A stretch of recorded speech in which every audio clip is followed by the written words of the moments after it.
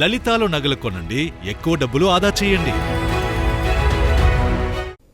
చిల్లరగాళ్ల రాజకీయం తాను పట్టించుకోనని పరోక్షంగా ఎమ్మెల్సీ సారయ్య నిర్వహిస్తున్న తేనేటి విందుపై ఘాటుగా స్పందించారు తెలంగాణ అటవీ పర్యావరణ మరియు దేవాదాయ శాఖ మంత్రి కొండా సురేఖ.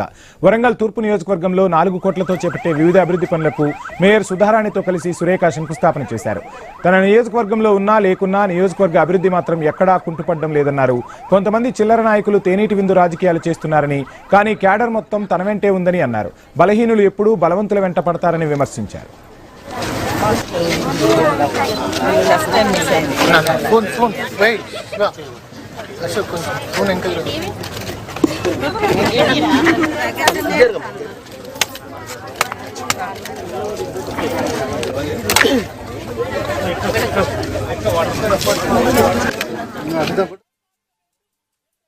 ఈస్ట్ నియోజకవర్గంలో వివిధ డివిజన్లలో డెవలప్మెంట్ కార్యక్రమాలకు శంకుస్థాపన చేయడానికి మరి ఇక్కడికి రావడం జరిగింది.